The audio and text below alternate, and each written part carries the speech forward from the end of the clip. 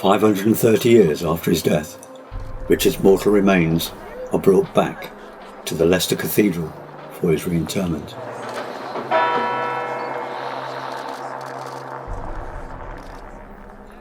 The funeral cortege, made up of the King's remains and a number of the people who were involved in locating Richard III, had slowly made its way from Fen Lane near Market Bosworth, where Richard is believed to have been killed.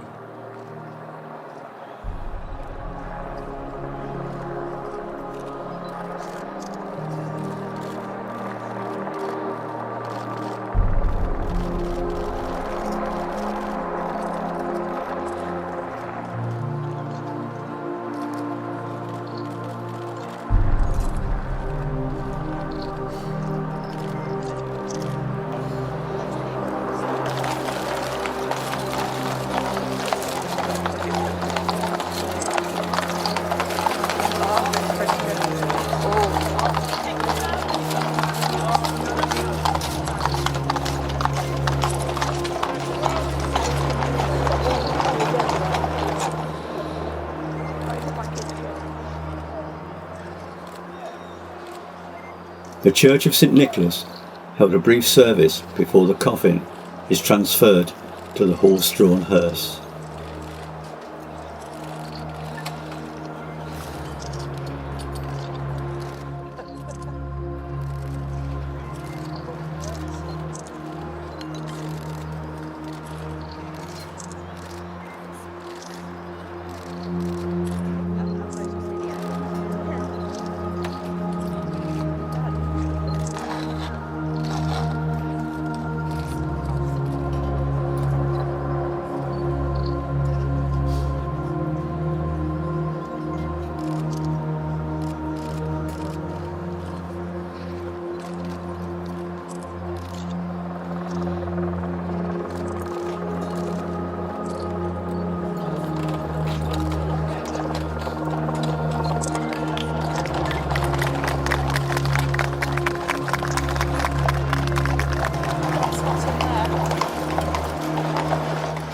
Thousands lined the streets through the city centre as the procession made its way to the cathedral.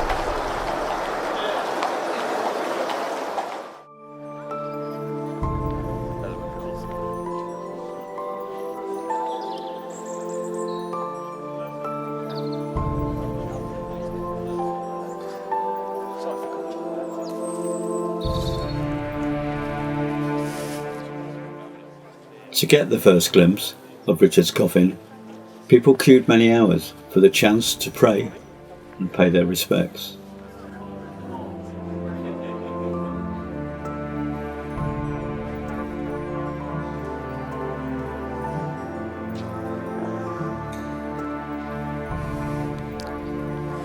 Is it the children that have done That's this? it, the children of all Leicestershire schools. Yeah, it's lovely, isn't it? Inspired by King Richard's prayer book, the Book of Hours.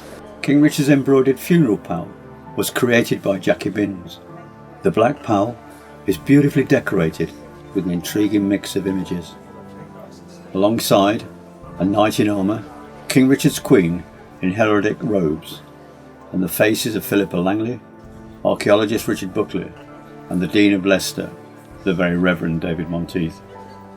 The mourners on one side are 15th century figures, including a friar, a knight, a noblewoman, and a priest.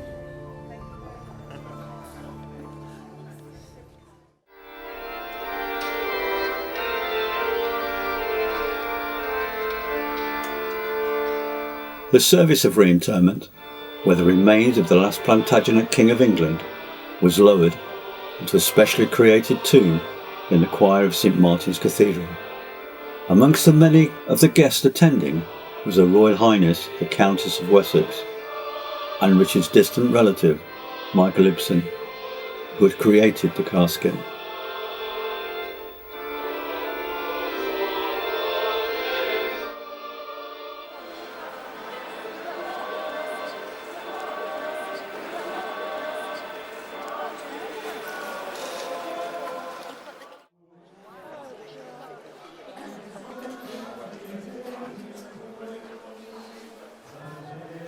The crowd had waited many hours before entering the cathedral to see the reveal of the tomb.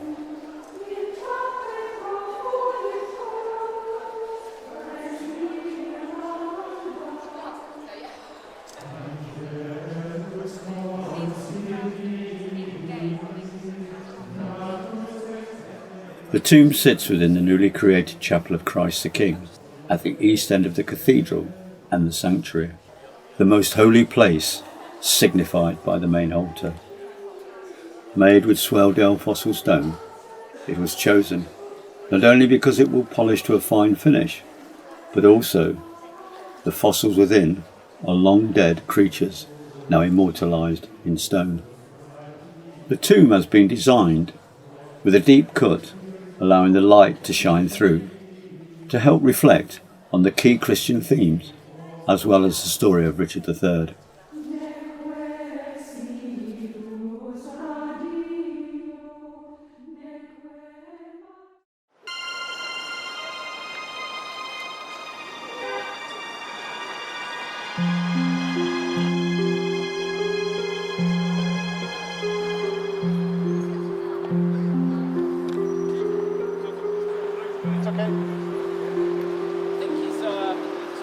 The week of celebration and the reinterment was rounded off with over 8,000 candles being lit around Jubilee Square and Cathedral Gardens.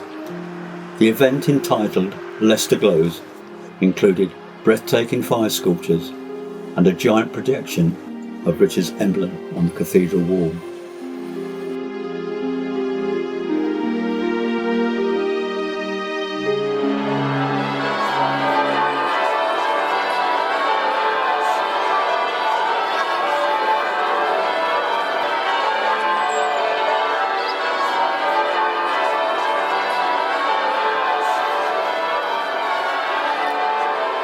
The week finished with a spectacular fireworks display from the roof of the cathedral, marking the end of one of the most incredible journeys Leicester had taken.